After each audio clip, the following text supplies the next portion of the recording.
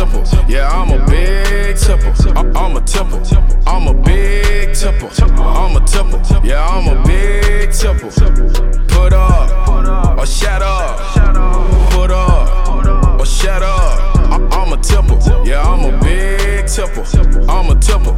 I'm a big They say the rap game dead. I object, that's a low blow. Taking copycatting off each other, that's a no-no. Keep the shit original or just not even no show. I'm a big tipper, when I spend it, I'ma flip ya. So girl, drop it really low. Show them how we for the flow. Candy, yam, and stick and ball. Feed me and give me more. Haters gon' hate when they see us running state to state. The way that we be tipping, man, up dude on some other shit. Down on this dude. What you mean? That's another chick.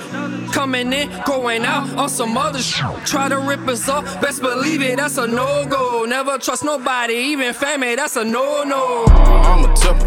I'm a big tipple. I'm a tipple. Yeah, I'm a big tipple. I'm a tipple. I'm a big tipple. I'm a tipple. Yeah, I'm a big tipple. Put up or shut up. Hey everybody, welcome to thepowerofvoices.com. I'm Anna Marie, the Comedy Hour Live, and I have Michael Devon Blanc. Is that a mouthful or what? That's a name and a half. It is. You couldn't shorten it for the LA, the it's just MDB. It was gonna have to be like, which name was I gonna go with? You know what I'm saying? It's so like, you just took them all. Do I like do Michael that. Devon? Do I do Michael LeBlanc? Somebody's gonna be mad. It's like, you know what? Do the whole thing. Fuck it. I like that. And it's got like, it just flows, man, because names are everything. We talk about that. Yeah. Being a comedian out here in LA, names are everything. Everybody kind of hooks onto something that they say. Like, I think G Thing went back to oh really? Using his name, Gary Johnson, 314 on his call letters. And I'm like, there must be a reason for that. Maybe too many kings out there? Is that what it was? Yeah, and it's like, so I'm an actor as well. So like the whole IMDb thing, and it's tons of Michael LeBlancs. It's tons of Michael Devons. It's no Michael Devon LeBlanc.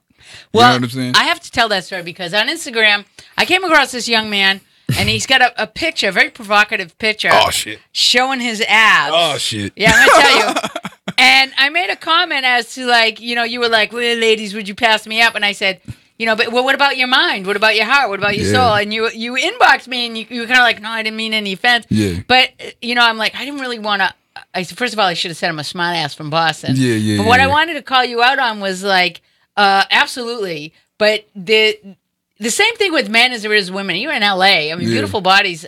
I mean, I see you all out there at the gym. Everybody posts. I'm at the gym. Right. I'm walking to the gym. I'm coming from the gym. Right. Yeah, right? Yeah. And it's a lot of commitment. It is. Right? It is. But for me, it's just tough because one thing I know is like beauty is just subjective. You Right. know what I'm saying? And something can happen to me tomorrow in which it fucks up my face and I'm no longer this pretty guy. I can cuss, right? Yeah. Okay, cool. Yeah, I'm no Fuck yeah. I'm no longer this pretty boy. You know what I'm saying? It's like so now what? You know what I'm saying? It's tough for me because I deal with this whole For what you're in? Yeah, it works. It works for what I want to do. Yeah. Not just that. It's like, let's be honest. You have to have that edge. I mean, a lot of the comedians joke about that as far as like my buddy jokes about being a little pudgy and posing for a picture. It's hilarious, his routine on it. And Charlie Wilson TV. I said, and there's also... I know Charlie. Charlie's good. Yeah, I love Charlie. And... we talk about that, the grind and fitting in. Now, he's also married and has a family and working a regular job, which beats you. That was hilarious when he said that, when he saw I don't want to give his routine away, but based on that idea where you're doing your show and you look like you're hitting it, but you have to have a real job here to maintain what you're doing. Hell yeah. So I'm like, well, that's why they're all so young. Because, and that's not necessarily true because everybody's not 20, 30, yeah. And I don't know how you can keep that grind. I mean, there must be nights you go on. Now, wait a minute. How long have you been doing this? Doing comedy for a year. I've only been doing comedy for a year. Yeah. Well, that explains why I haven't come across you on the comedy circuit yet. Yeah, I'm starting to build a little buzz though. It's crazy. I started at Ha Ha Comedy Club. I don't know if you're familiar with Vincent Oshana, Vinny. Yep. So Vinny's my guy. He's kind of like a mentor to me, and he's really like took me under his wing. and he showed me the ropes, and he's introduced me to people along the way. So I first got in at Ha Ha Comedy Club. So cool. Yeah, I first got in at Ha Ha, and I've been kind of just building a name for myself there, and people are starting to take notice. So I'm at right now I'm at 3 different clubs. I'm at Ha Ha, Ice House, and Flappers. So people don't understand now. You do acting, and you know it's harder doing comedy. It's one of the hardest things to maintain. You have to maintain all that shit. Enthusiasm. You have to do 3 shows. Every joke has to be told like it's the first time you're telling the joke, engaging the audience. Yeah. And there's such a wizardry to that to watch. And I say it's like actually it's more like a conductor. Right. The rhythm, the beauty of it all, as to watch they conduct the room. And like I said, B.T. Kingsley the other night was brilliant. Oh, he was amazing. Layers, man, layers. It's just upon layers. Because that was a long set he did. He did like 35, 40 minutes. Right, and killed it. Yeah. I mean, okay, they're like, oh, you say you killed it, but he did. Yeah. And he didn't, the way he would pull people out of the audience and what he was saying, and also the way he made himself really vulnerable about showing who he was. And dropping all of that bullshit and just making jokes about, you know, being vulnerable, being open, being flawed. Yeah. It was brilliant. And that's what I had to learn, because being somebody who, like I said, looks are subjective to me. Being somebody who is told that he's an attractive dude, I had to learn that there's certain jokes people don't want me to tell. Right. People don't want me to look like I can be an asshole and tell asshole jokes. People love it when I go on stage and I'm self-deprecating. People love it when I go on stage and I talk about my problems with women. That's true. Because then they're just like, oh, he's just like me. You know what I'm saying? That's the beauty of what you tell, your truth. Yeah. And I had to learn that. You know what I'm saying? My first couple times, it was, you know, because you try to have this cool guy image when you on stage. And my first couple times, just like, why is this not going the way I want it to go? And I was going through something with a girl at the time. And I was like, you know what? And like, in order to spite her, I was like, you know what? I'm going to talk about this on stage. And I talked about everything we were going through without disrespecting her, just talking about like how I felt about it and how like I'm an emotional little bitch, because I have an entire set. I have a whole set about me being an emotional little bitch. And they laughed at that, they right? love it. They love it. Yeah, that's that truth, and being able to say that out loud, and having the audience, man, that isn't that a great feeling though? It is, and it's kind of sad in a sense. It's like you would rather me be self-deprecating, yes, than be confident. Because and I know a lot of that has to do with the fact that when you walk in and you have all that going for you, all right. Now, first of all, let's just take you're on stage, so you don't have to try hard to be the center of attention. There you at, right. And the other thing is, we have this thing in society. Somebody asked, my friend Jordan Carter posted. Shout out to Jordan, he's doing amazing. He posted, posting, you know, something that was positive or something that was basically what they post on that was like, I don't know, the things that get more hits. Right, yeah. And you know, and I know that people go for the freakiest stuff. Yeah. This is a bored society. Yeah. They're not there to be taught a lesson. And you got 60 seconds to catch their attention. Exactly. And I go through that on a daily basis, which is why my Instagram is taking a shift. Well, you can take a shout out to your fans. What's up, y'all? I see, they talking to me.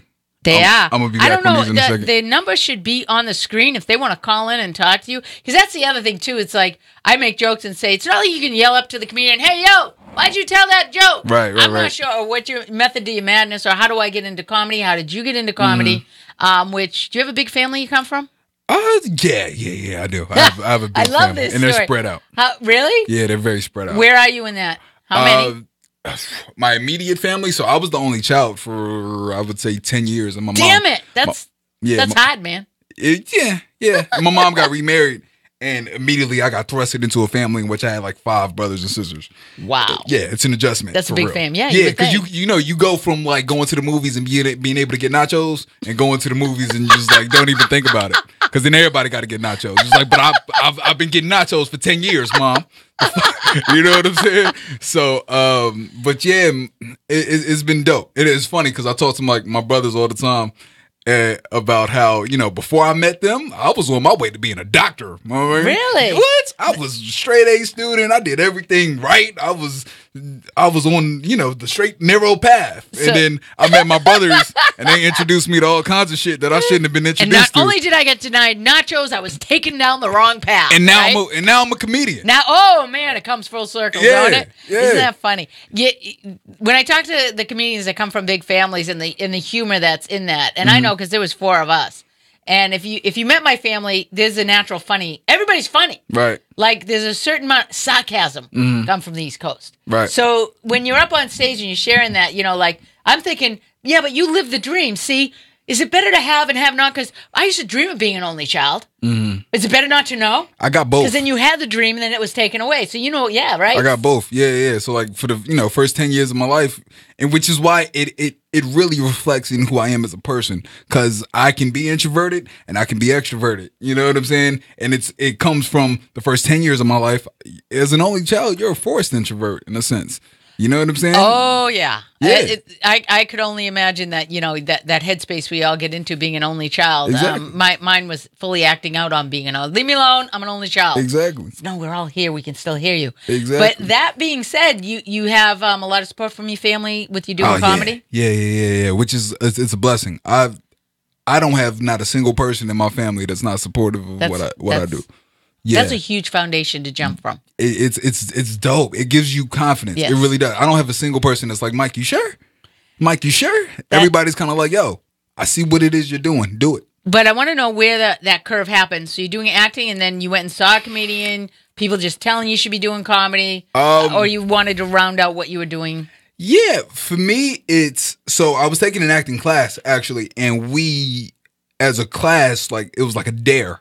We were like, we're gonna all get some material together. We're gonna go do an open mic, and it was 5 minutes. I actually posted a video of my first ever time doing stand up not where too was long it? ago. It was at Haha. I did a 5-minute set at Haha. Looking back on it now, it was terrible, but I'm the type of person where if you give me a little bit of success, a little bit, let me taste it. I'm gonna come back with a knife and fork. Like, let's eat. You know what I'm saying? So while looking back on it, it was bad. I still got a couple laughs, and those laughs are addictive. Yeah, that's what they all say. And then they fire. Exactly. You're all done. And then I was like, now I'm coming back. Now I'm coming back. Now I'm coming back. And a year later, I'm hosting my first show Saturday. Oh! Yeah. Yeah, I love you know that. what I'm saying? So it's an exciting time, man. Well, what I liked about what you said was, and this is what I like, because there's a lot of I could not believe the controversy with the hating of Kevin Hart. Mike Epps said something. Right. Liam Lim had posted about it. And about Eddie Murphy, and then Kevin's motivational video was actually a polite way to say fuck you. Right. And what he said about you got to be strong in your head game and not let this affect you. Yeah. And I'm looking at the individuality of each artist. Like for my generation, which my generation was Eddie Murphy. Right. So Genius. I saw that. I got to witness the first Saturday Night Lives. I'm aging myself, but it was incredible to watch. Never being treated to that, and then to watch Eddie Murphy do. Oh my God, he's a genius. Genius, right? Genius. But you have to understand, there's a time and a place for that. We didn't have internet, right? Okay, so you couldn't really market. Yeah. Let's give this is the way I feel. Kevin is an incredible businessman. He's great. He's not, and man, he earns it. I mean, to have this jealousy and rivalry, it's like uplift and support one another, empower one another, because there's plenty to eat up top. Yeah, exactly. And it's a lot of ego. And I know that. And there's so much brilliance of each individual. And it is true about having, and this is what I always say, if you don't want people to hate you, you shouldn't be in this industry, because you can settle for mediocre and nobody's going to give a shit. Right. Right? Right, yeah. And that's the thing about what you do is, okay, you're a good-looking guy, so you have that package going for you, and there's a lot of things that come with that. There's a certain confidence in almost every other thing, but that doesn't translate necessarily at comedy, and this is the equalizer. Yeah, and that's why I like stand-up so much. Like, I'm an actor by trade, but the acting business doesn't care if you're good anymore. It doesn't. And that's why it's a lot of bad actors that are getting opportunities, because you can give somebody with a big following an acting job, and he can be terrible on set, but an editor can go back and make him look like he's a good actor. Yeah, would you know what like I'm saying? that? Yeah, And comedy. but when you on that stage, it's just you, a microphone, and your mind. What you got? Can't That's nobody right. edit your set. And what I noticed too, like the energy in the room was really low and low, and you have your people to warm up the audience, but that doesn't necessarily mean they're going to change that energy. Right. And you watch how the headliner comes out and handles that, and man, you can really see them pros. Yeah. You know, Yeah. to turn it up. And really get in people's faces of people that they've been watching off on the side. Yeah. And like one of the guys come out, he's like, "Hey man, unfold your arms, sit in Right. the front row." He's sitting like, and it was like he did a spoof on that, and like with the other guy with the cut off shirt, and he just went right down the line. He was already doing his routine from the side of the stage Right. of how he was going to ignite and I do get that. the I do energy that. up. I definitely do that, yeah. you gotta be good at that. 'cause Yeah, I definitely you can do take that places and get challenged. I definitely do that. Like, because I have a lot of like friends and like family or fans for that matter come to my shows, and they'll want to sit with me and have a good time, and I'm like, and they'll be weirded out by the fact that I'm not looking at the comic. I'm looking at the crowd the entire time before I get on stage. It's like, oh, I can get on you for wearing that shoe. I can get on you Right? for wearing that hat. You're not laughing. I'm really going to give you a hard time. Why are you even here? You know what I'm saying? The gentleman too, and I love this because I would love to see more of this because it's an art of what you guys do, and the fact somebody's willing to mentor you and take you under their wing and show you. I know that Willie Barcena did that with Jose Raymond. I had them both on the show. It was hilarious. But and he was taking Jose because he saw something in him. Yeah. And he hit him high. I mean, it's not a kind way to say, look, Right. you think you killed it, you didn't. This is and really honing a talent that he, any big time name that takes an interest in you, that wants to show you something. I always say to my comedians, let's say you make it. Okay, when you make it. I'm going to say let's say when you make it. Right. What's your give back? And I ask all the comedians this because it's really important to me. It's to me, if you're handed a power of voice, the power of voices, but if you're handed a power of voice, as your shirt says, can you put your shirt down so we can see that? Can maybe they see it? Conform. I need to come up a little bit. And that's the Conform. other thing. You have, it's divided into a light skin and a darker skin. Is that for a reason? What does that mean? Because that's a powerful shirt, by the way. I really don't know why he's two-toned. I'm going to be honest. I have no clue why he's two-toned. One thing that I do for all of my shows, most of my shows, I try to wear a shirt that says something or a hat that says something that I think is important to get to the world. Because I feel like if I'm on stage for 5 to 15 minutes, you might remember one of my jokes. You might remember, that one punchline that you thought resonated with you, that you thought was funny. But what you're for sure going to remember is the fact that you stared at this shirt that says fuck conformity, or you stared at this shirt that said you are not alone, or you stared at this shirt that, peace, love, positivity. You had to stare at that shirt for 15 minutes. That's going to resonate. In your hat.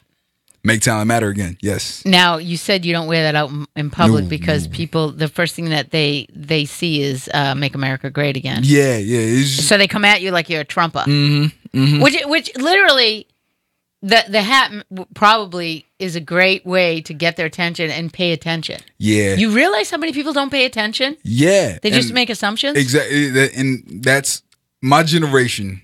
I'll say it. My generation likes to be spoon-fed shit, and they like everything to be easy, and we don't take the time to see the nuance. No, wait, what in generation? anything. You're not millennial. I'm 25, so yeah, I'm You're millennium? Yeah. Okay. So in saying that, yes, because I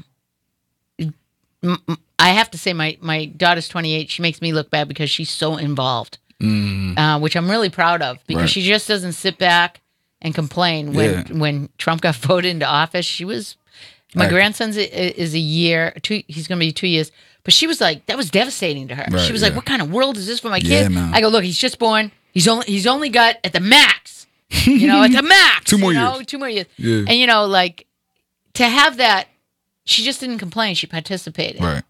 And that's where I really Obama said that, like, you people are so busy loving on me, you didn't get off your asses and go vote. It's like, I ain't coming back. Get over Yeah. the romance. Yeah. It was the first time he's spoken in a long time. Yeah. And to take that comedy, that's the other thing, man. To take, like I asked one of the comedians why they stay away from political comedy. And they said, because Trump is basically, he can one-up you. Right.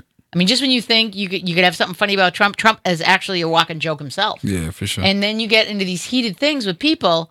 One of the comedians that doesn't back away is Shang.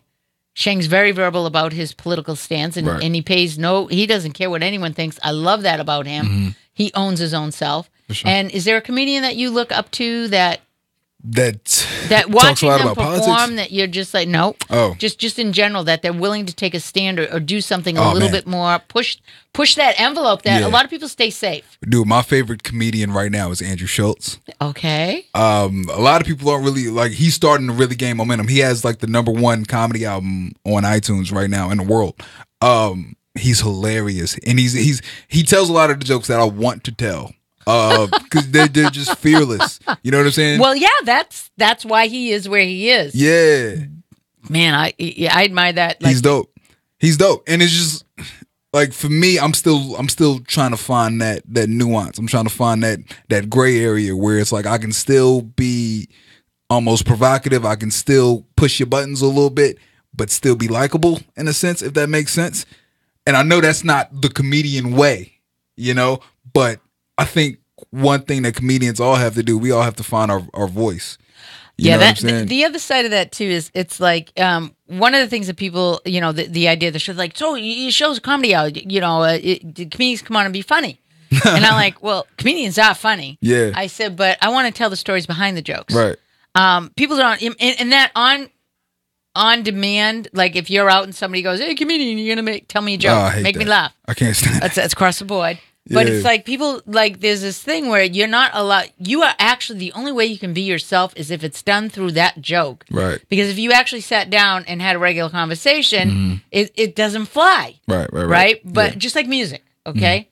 Put a little music to whatever what's bothering you and put a rhythm to it and you've got Yeah. a song Yeah. that people can relate to. But if you were standing there going, I feel so sad, I got a worried mind. Right. I'm so fucking lonesome. Right. People Then would be like, yeah, I "He's gotta go. depressed, yeah. Right. I don't want to be Yeah. around Debbie Downer. Exactly. But there's something to be said about that. And one of the things about the show was I find that all of you have like incredible stories, personalities that where you come from. It doesn't always, it's what you see on stage energy wise is stage. Right, yeah. But a lot of people have a hard time separating the art from the artist. Well, you know that even in acting, people Yeah.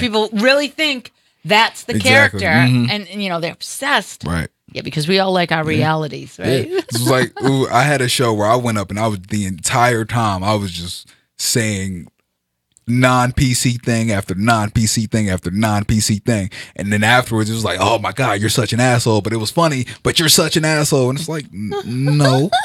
Like, no, that's not how this works. It's like, yeah. See, and this is the beauty of stand-up. This is what I think is the true art behind stand-up. It's taking this fucked up thing that no one thinks can be funny and twisting it. My And then friend, hitting you that in the would be face. disaster to laughter. Exactly. And you're going to Which wear is my a great shirt name. some night? The Disaster to Laughter, the Art of Comedy. Which is a great Isn't name. it? It's a beautiful name. And I'm just like, listening to everybody, I'd be like, I had one comedian on, he was telling a story about, going under the desk and he was looking at the teacher's underwear. He got caught. His father was a preacher, driving Right. in the car. He's puking on the Bible. He's got to read these things. His father actually is telling him he's having an exorcism. Right. This is a true, and he's punching him. And some of my people were, this guy needs help. But it was hilarious. Right. True story Yeah. as to what he endured. And like people don't realize, I mean, some of the lives that they came from, some were brutal, some were supportive. Yeah. Some, living in their cars, I did it. right? it, Coming out yeah. here. I loved it. Guy Torrey was on my show and he said, the caller said, did you, when you were here struggling, and going through maybe living in your car, and he leans forward, he goes, let me make this perfectly clear. My brother Joe was already established. Right. He supported me financially. All I had to do was come out here and do comedy. So I leaned in the mic and I go, is that black privilege, Joe? In a sense. And guy started laughing. He goes, "That's funny." He goes, Right. "That's comedy." Right. And I said, "Yeah, taking the truth, putting a little bit of a twist on it, and just having fun with it." Right. And that's the thing, people. These are jokes. Yeah. We're having fun with it. Yeah. Relax. Otherwise, go watch a fucking documentary. Exactly. Go right? fucking Netflix and chill. Go Right? to the lobby and just relax. Exactly. And just let us have fun. And people, that's the other thing where they think it's a debate. Right. Oh, how do you deal with that? It's like, yo. I like hecklers because, in a sense, it's just like, I'm glad you think this is about you, because now I'm gonna make this about you. I'm gonna talk about you, and if your girlfriend gets offended, I'm gonna talk about her too. We're just all gonna have a good time and laugh at you. Well, that would be with those 5 brothers. Yeah. Your siblings, rather. Oh, all exactly. came into play. Exactly. It's like, and man. you know, we're black, so black families we're hard on each other. Period. You know what I'm saying? We're always. Gee, I thought it was just us Italians, but go ahead. Oh yeah, you guys do it too. It's crazy how like similar our cultures are. Black. Oh and my Italian. gosh, it's like, oh my gosh. Yeah, yes. we eat the Food. worst foods. Yes. They're delicious, but terrible for you. I guarantee you, diabetes is just as much. You know have some what more I'm saying? pasta. Yeah. And we talk to each other like we hate each other, but And it's out of love. You're Italian. My Italian grandmother. All right, there's like your mama, your Italian grandmother, all of that. You don't fucking mess with that. Exactly. We got Big Mama and Grandma, and you know what I'm saying. Mama. Yeah, I'm from the South, so it's Mama. Oh, it's Mama. That's my aunt is from Mississippi, Biloxi, Yeah. Mississippi. Yeah. And Mama was what they. Mama. Okay. This is just the countryest shit you've ever heard. But Yeah. you know something? It's really kind of funny because when you think about what makes comedy work is the commonalities that people Right. don't even realize Yeah. that even though you're telling cultural jokes and for what they are, people recognize themselves. That's what makes it so funny. It's like, get over yourself. That's what makes anything funny. It's just Right. the fact like, oh, it doesn't just happen to me. That happens to him too. Ha! That's hilarious. I like that. Yeah, I was talking about, I was saying, we're all one. We're all a gift to each other, except in traffic. You're not a gift to me. Yeah. Stay the hell home. And Yeah. my friend said, man, that's funny because Get off the 405. everybody's so, we are all one. Yeah. It feels like that when we're moving in traffic and can't go anywhere, right? I just have to say that, I have this firm belief that people underestimate the healing power of laughter, the actual Hell yeah. what you've actually done for your body. It's a health benefit. Right. I can't stress it enough. I had a girlfriend who passed away from cancer, and one of the things that they stressed, they were like, "You need positivity," and the doctor said to her, "Go to a comedy show." Right. They did it, and like it's actually. So I sat there and I went, "Oh my God, if laughter is the best medicine," and I've said this on the air before, let me be your pharmacy. Right.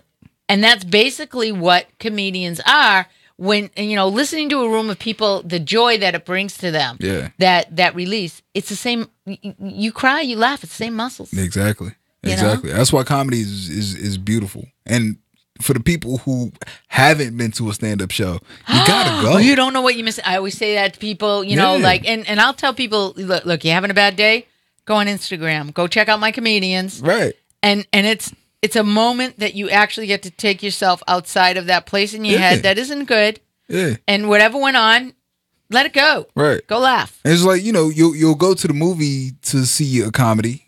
So go to a club, a comedy club, and watch these artists create. It's just amazing. I think as a society, like if you ask me, it's like, when do we get overcomplicated? We as humans are born to create and love. Oh yeah. Create and love. And we're always busy. Yeah. Busy figuring stuff. I just saw the Ring. Did you see that? Like you have the Ring and it's like an iPhone watch or okay. Right. So it's a ring. They got a ring now? Yeah, I saw it on one of those videos of like the up and coming technology. Oh my God. And the guy places it on a little stand. It's a silver ring. It's really sharp looking too. And he's like waving it in front of the door. He's waving it to pay for stuff. It's like everything is in this ring. Where does it stop? Is my question. Like with like let's talk technologies about and the technology that you actually be able to wear like a contact lens. That scares me. I just wish we could catch up as human beings. Yeah.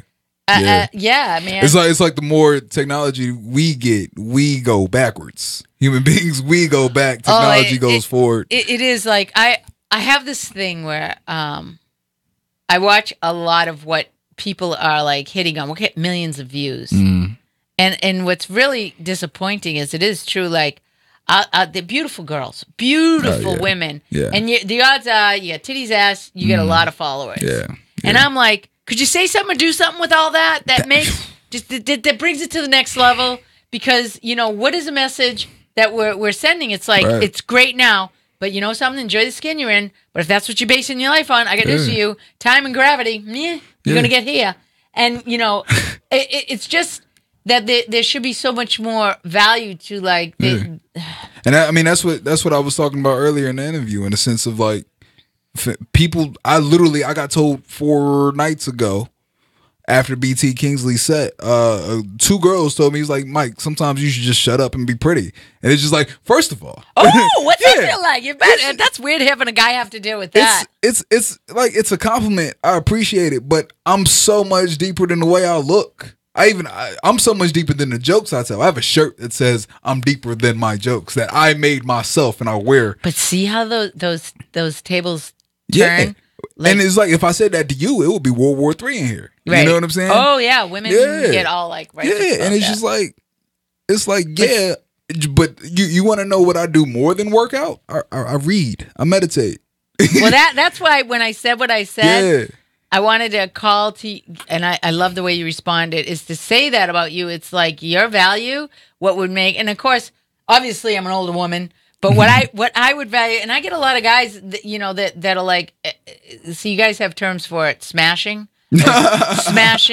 hitting it. I mean, there's all these terms: tapping it, smack. And I'm just like, is this where we've come? Is this where we've arrived? Yeah. As far as what is that all you got? I mean, really? I mean, it's a dime a dozen. I mean, And I mean, I'm one of those rare dudes who like. I've actually lost a lot of male friends for telling guys that we got to stop. We got to stop objectifying women. Women should really stop playing into a lot of that. As far as like, there's some brilliance that honestly, I don't know how much of that you're going to get away with, because everything. LA is so culturally visual. Oh man, LA. Nothing's really. You really do have to have a good sense and core of yourself. Right. Exactly. It's easy to get lost out there and all that. Yeah, and I've been lost, yo. I've been lost so many times. It's like another planet. And who's full of bull and people that are actually presenting who they are. Right. I treasure those people. People that are exactly who they just, they're genuine. Yeah. I don't even like the people who's like, it's like, I can tell you're a good person, but I can tell you haven't accepted yourself. And until you accept yourself, I really don't want you around me. To work that, that whole thing into, where comedy, I love that you said that the guy that you like is because he pushes the envelope, and really talented and constructive comedy. And I find that a lot of lazy jokes are just a little bit of different way to present a joke that's been told 100 times. Right.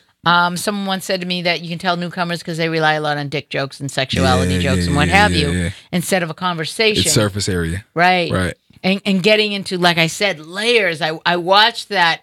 And I realized why BT's where he is, why Naeem is part of the Plastic Cup Boys, and what makes the comedians that I listen to that keep me interested. It doesn't necessarily mean that you're laughing through the whole thing, right? Because there's times where you're listening and it hits you, and you get these waves, but there's always that you bring it back around, and it's like brilliant. That's why like Dave Chappelle's so genius, because like you'll be watching Dave and realize I haven't laughed in like 8 minutes because he's been telling the same story, and it all comes down to this one punchline, and it's hilarious. Right. But the entire thing has been a conversation, and he's making you think, and he's making you feel things. That's art, and that's beautiful. Playing that symphony, and man, I really do.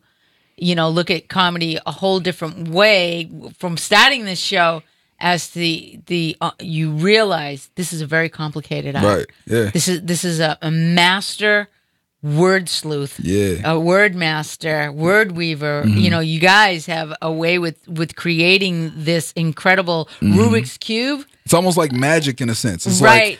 Like I'm showing you this, but you have no clue what's behind it. Oh yeah. You know what I'm saying? So like I my favorite jokes that I write are the ones that start here and end here, and you're just like, how did we get here? Like, right. I have a joke. I have a joke about being a pescatarian that ends with a punchline on abortion.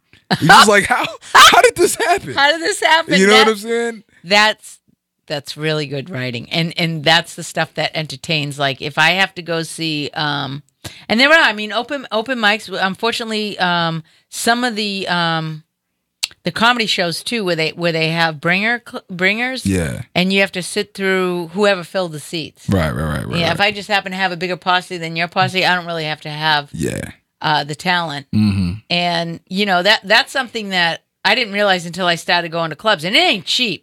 So if I'm paying for a certain amount of money because they require it, for you to get into the club, you might not pay, but to get into even a Coke, you have to order two. Right. Everything is a two drink minimum Yeah. or 2 item minimum at the higher clubs, and it's like I want to be entertained. Right. I mean, otherwise I could go hang out with my family and listen to rhetoric. Yeah. It's a lot like any art. It's a lot of hobbyists. You can tell who's a hobbyist, especially on the stand-up stage. Right. Especially because you can't get away with bullshit and gimmicks. Well, we said that you can't fake funny. Yeah. You can. It's like anything else. You can wing it, but not being funny. It's funny or die up there. Yo. Right. It's funny or die up there. And in all due respect to like people that are that just come out and they come out to LA and everybody has that dream. Mm-hmm. If there's two things that happen, like you really have to have blinders on.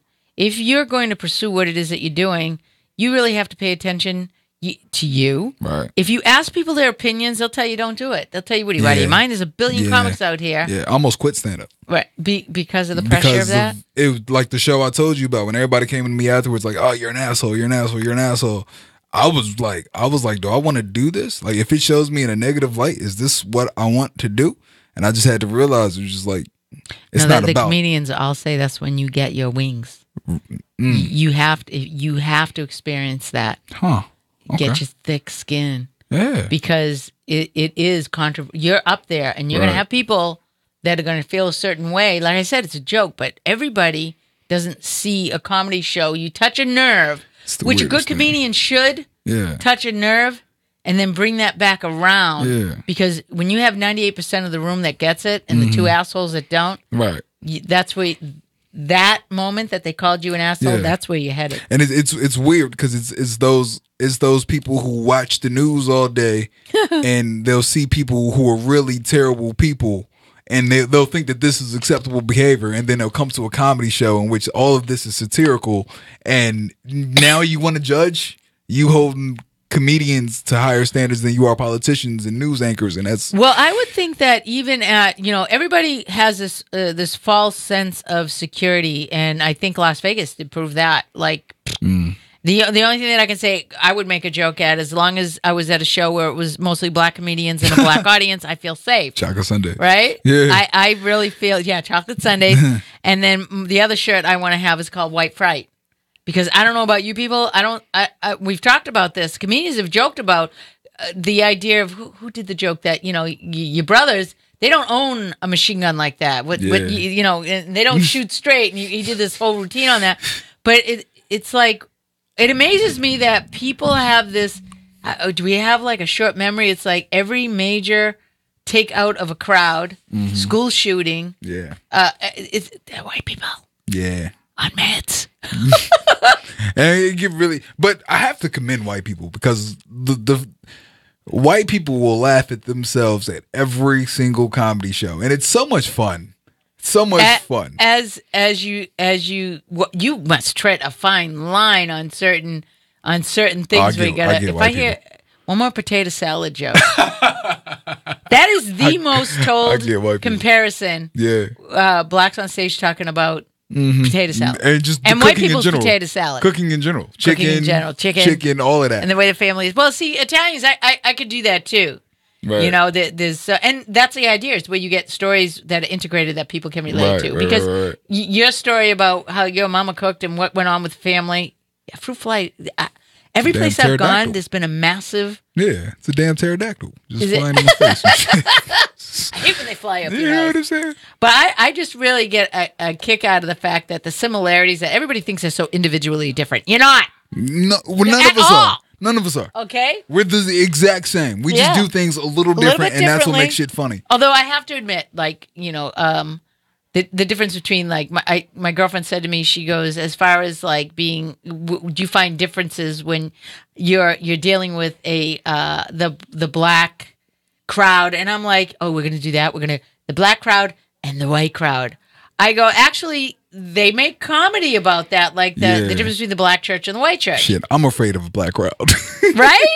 Oh yeah, because I'm they afraid talk of a back. black- Yeah, They be talking and to you. black folks make you earn a laugh. I like that. They make you earn that damn laugh. You can have a joke that kills everywhere, and some black people will sit in the front and be like, it's all right. Yeah, right. What else you got?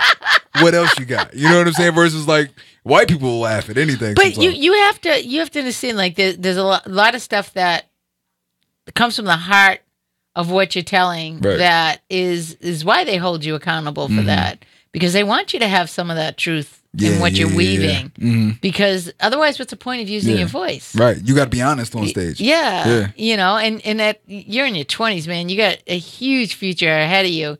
And, in talking to some of the comedians at 23, 24, 25 years, and they're still chasing it. Right. It's not, and see, showbiz is like that. That was one of the things that blew my mind, is running into like these huge stars from the 80s, okay? And then I'm like, so you got nothing now? Nothing? Sheesh. What'd you do with all that money? Yeah. It's like, then I realized that the more you make, it's never enough. Right. Oh, You have all these people, and people don't realize what goes on that ticket that you're paying for. One of the Right. comedians was talking about that. I have a whole team. There's publicists. I got, you got to pay everybody. You got to pay everybody. Yeah. And, if you management, that's the other thing. Yeah. I have a They friend of take mine who does 20%. contracts for rock stars, right? And she was telling me that her sole job is to take your 50-page contract when you go on tour. Right. It's something you might want to think about when you make it big, is having somebody who's really good reading your contract. Oh, yeah, for sure. Because there's things that you don't understand Right. that you get screwed. Loopholes and shit. Yeah. Yeah, a lot of artists have gotten, because somebody didn't read the contract right. Right. Yeah. Yeah. Yeah. And it's not just having Skittles in your room. Right. It's important to surround yourself with people that are smarter than you. And you know? also people that are able to go through. That was the other thing they're talking about. Hip hop artists that are given all this money and they piss through millions of dollars. Because they got their boy is handling the finances. Right. It's the homie. Let me put my homies on. So you gonna handle the finances. You gonna book the shows. You gonna. Yes, You know what I'm and saying? I can appreciate that. But then again, you look at the examples, and that's Right. the other thing too. I was in sales, and instead of like everybody hated the top writer, I'd be following them around, and I would be watching what they're doing, Yeah. and I would learn what makes them so great. Right. Why do they do? What are they doing? I need to learn that. Steal knowledge. If I can teach you anything yeah. when you're out there, it's free. Go steal somebody's knowledge. Hell yeah. People love to give it away. Yeah, they do. And if you don't watch Kevin Hart and admire the fact that this businessman, Yeah. I mean, he's got his underwear. Yeah. Buy my underwear. I Tommy mean, John's. Yeah, and I'm like, can you make some for me? Yeah. It's like I'd have a whole. Right now, I can't believe he doesn't have a kid line. That little, Right. oh my, that little shit's so cute. Yeah, his little Kenzo over right. I mean, there's so many things, and the artists that have gone and done that, and are like, you look at Beyonce and Yeah. Jay-Z, they didn't just stay with music. Right. Yeah, you got to Right, expand. you Adapt or have die. to. Even Britney Spears, she doesn't do anything for singing. She don't have to. Adapt or Jessica die. Simpson, clothing like doesn't. You Yeah. find that you have to be business, and I would be like, I would be taking courses online, Right. finding out about. I Business. got ideas in the tank already. I'm just waiting on the platform. Like I made this hat. I have an entire clothing line, shirts, hats, all that done. I'm just waiting. Not even so much waiting on the platform. Just having the right people around me to where we can like, all right, cool, let's do this the right way. That's right. And not bullshit it. Creative. There's so many creative minds out there. Yeah. That's the other thing too, is tapping into enthusiastic, creative, positive people. And the people, that really is true, that you're only as good as the people you surround Yeah, man. yourself with. Yeah. It's And important. being able to have a see team. that Right. and to be paying attention, because a lot of people would you agree, like, this isn't all about me? We got the damn selfie. city, Right. Los Angeles, California, for sure. Yeah, Everything's to about me me. that you're missing, and I love that. We have the abilities while we have ears to listen and learn. Yeah. You know? Instilling knowledge, like you said, instilling knowledge is Yeah. important. That's why, like, Because, when you're a teenager, the older generation is always trying to lecture you.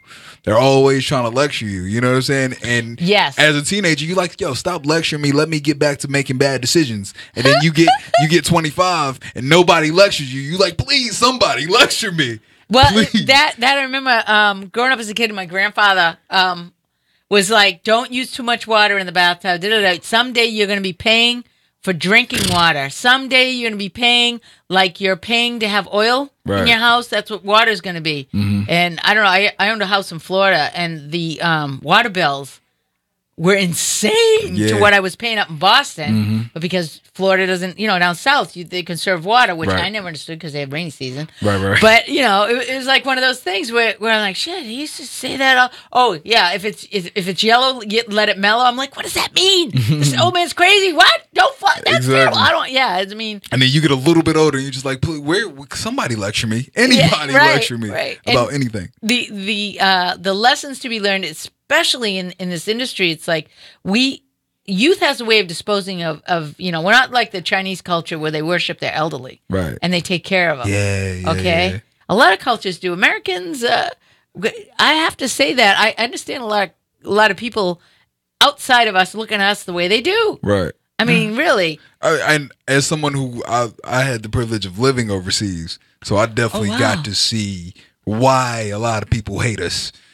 A lot of people hate us, and rightly so. Rightly so. The arrogance that we have. Do you know that how much of the world's like resources and everything and energy and stuff that we just us are using? We're in Africa. Yeah, we're in the Middle East. Like, we're in Asia. Everywhere, dipping in everybody's pocket, and then we be mad when they mad at us. Well, and what they were unfolding about the real truth of history, I'm like, I don't know what's worse, being American or being white. Okay, because I don't know. It's like I'm a little bit like, no, my ancestors actually came from Sicily, right, and from Germany and Russia. Mm-hmm. I'm actually only 3 generations in. Okay, that's not a lot, right? Years wise. Then the people that came over, the assholes that I've met, I'm sorry, it just amazes me. Is like you're here because you're an American. No, dude, you are not. Yeah, you got lucky. Yeah, it's just amazing to me, and like the attitudes that you can have, and you can see them. I think that the attitudes, I love that about when you walk into, because you're open game. I was joking with the people sitting out front. What's the matter? You didn't get any attention today? You thought you'd come in and sit in the front? Because you're going to get some attention when you're sitting in front. Oh, yeah. Yeah, you sit in front of my shows, I'm killing you. Well, yeah, and you got, and you know that about the people. Yeah. I'd call them all out on it. Yeah, I actually had a guy leave the front table open because he knew if he sat in the front table, he was going to get clowned. So he sat a row back. And I'm just like, listen, brother, I still see you. Like, I can still see you. You still finna get this work. Yeah, I still see you. I like that. Yeah. And the other side of that, too, is like when you're going for couples. Mm-hmm. And you have the ability to call couples out. Yeah. I'm working on something for couples in my next show. I'm excited. Are you really? Yeah, because it's just like we all believe in soulmates. And it's like, it's 7.6 billion people in the world. You think you found the one? Come on. It's 1 in 7.6 billion chance. Well, right? Yeah. That crapshoot. Or did you settle? Yeah. We all settle eventually. That's funny because I used to sell furniture, and one of the things that the wife would say, I don't know if I'm going to like this in 5 years. And 5 years, lady? Yeah. How do you know? Look, how long you been with him? Exactly. That was a gamble. Exactly. It's a lot cheaper to replace a couch than it will be to replace him. Yeah, and you might not like him in 5 years. Right? You might took a gamble on that. So, yeah, I understand how that thought process works. Very much so. You know, soulmates is 1 in 7.6 billion chance that you found the one person. The odds of winning the lottery is 1 in 175 million. I did the math. So if you believe that you found that one person that you were meant to be with, you should also win the lottery 43 times before you die. Oh, damn. Really? Yes. I like the way you think, though. So somewhere along the line, you settled. Exactly. And then just the odds of your soulmate even being in your state is a reach. Oh, right. Odds are my soulmate is in Bangladesh making my next pair of Jordans. yeah, that joke's gonna work. I like that. Yeah, I like that. You know what I'm saying? But yeah, that does shine a light on truth that people, we're in la-la when it comes to that, you know? We just accept shit. And that's one thing that I preach on my platforms. We just accept things that have been passed down to us. And why?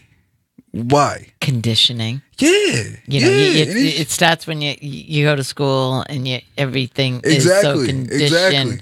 Open your books and read that. Suck it in. We'll take a quiz. Make sure you got it. Boom. Right? Yeah. And everything is based on how well. Yeah. I really do think that you're going to do really well. I mean, I'm sitting here so. and like I said, is this your first radio interview? Basically, yeah. Okay, dude, that means that when you make the big time, you go, remember that lady? For sure. Definitely. She's in a nursing home now with her drooling cup. Hopefully it's not that far Wearing from the now. big D's. Hopefully it's not that far. Hopefully next year we can do this interview again. I really would like to. The whole thing with you get a vibe from people, and like I said, I really do think that your ideas, that's your hat. That's when something sticks in your brain. Yeah. The idea you want to put things that stay with people on your shirts. You're there to represent a lot of different things that mean something. Right. Rather than just opening your mouth saying, "Hey man, I killed it tonight." Yeah. It's you're doing something that really matters. Yeah, because I mean, I tell people all the time, entertainers, That's called passion, you artists. Yeah, it's just like, yo, if you're not in this to help people, you wasting everybody's time. That's right. You wasting everybody's time. That's so, your gift isn't yours, and that's the thing. Do something with it because there's so much more than just taking shots at what's going on today. It's like, and man, I keep saying that. George Carlin was brilliant at that. There were a lot of that comedy ability to take the sign of the times and look at people and go, "How stupid are you? Right? How you believe that? Why?" Exactly. And this is what's going on, and you sit there and you're like, "Oh my God, truth." Yeah, it's like, just leave us alone. We got to head up our asses, and we just want to stay here. Yeah, and it's it's going back to that soulmate thing. It's like for years we've all talked. We watched the Disney movies, and it's 1 in 7.6 billion, man. Yeah, first you got to kill the parents off first. That's like the Disney thing. You got to traumatize the kids, kill off the parents, cause a big major trauma, and then you find Prince Charming after you wander. After you don't have any more family members. Yeah, well, I'm looking forward to catching one of your shows. Now, you said you got a show coming up. Where is it? So Saturday, I'm hosting for the first time at Ha Ha Comedy Club, the 7 o'clock show. And then I just booked, I'm at Flappers on the 28th, which is exciting. It's my first time at Flappers. That's awesome. And they booked me Labor Day weekend to do 10 at Ice House in Pasadena. So do you know Nancy Bellany? I do not. I should, don't. I'm gonna put you in touch with Nancy Bellany. Absolutely. Nancy does a thing up at the Pasadena, the Ice House, and she gets a great following, gets a lot of great comedians. Good place to be seen. I really like it. Yeah, she's really good at what she does. There's a I don't know if Kevin Williams is still doing his thing. Nichelle Murdoch. Do you know her? I don't. Okay, Crack 'em Up Comedy Thursday night. You want to catch Nichelle? Thursday? Nichelle Murdoch, Crack 'em Up Comedy, Thursday nights. Get in touch with her. You can find her on Facebook. The Comedy Store is what she does. She also does a podcast. Okay. Anybody listening, you want to catch that, Crack 'em Up Thursdays, and Instagram. And I just think it's great. You've been only doing this a year. Yeah. Me and you, kid, we're kind of like in the same boat. Hey, we doing this. We're going to be great together. Roll. And who would have thought Abs would have brought us together? Who would have thought? Ab's been bringing people together for years. For ages. For years. And I want to say this. If you have, like I said, anything that you want, just tag me in. For sure. Because I like to see, and it does enlighten stuff, and I like to support and post your shows and let people know what's going on. Definitely. I definitely got to get you to a show. Yes, you do. Yeah. Lee, my man, are we going out? We wrapping up. Can I plug my Instagram real quick? Yeah, you can. If you guys are looking for me, I'm at Michael Devon LeBlanc. Let me spell it for you real quick. I know it's long. MICHAELDEVONLEBLANC. It's a lot of thirst traps and stuff on there. I'm gonna be honest. You're gonna have to do that. So you tie some music to that. You got to play the game to change the game. You know what I'm saying? That's right, dude. Bring us out there. We got Big Tipper coming up. Yahweh Poetic SoundCloud. Check it out, and I'll see you out there. Peace. Peace.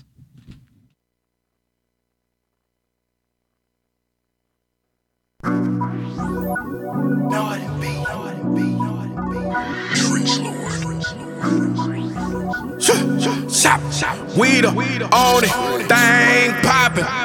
I'm a tipper, I'm a big tipper. I'm a tipper. Yeah, I'm a big tipper. I'm a tipper. I'm a big tipper. I'm a tipper. Yeah, I'm a big tipper. Put up or shut up. Put up or shut up. I'm a tipper. Yeah, I'm a big tipper. I'm a tipper. I'm a big tipper. Tipper bags, I got tipper bags, yeah. If your service good, get a stag, yeah. 50 grand, make your job disappear. I look the part, yeah, I look Davenir.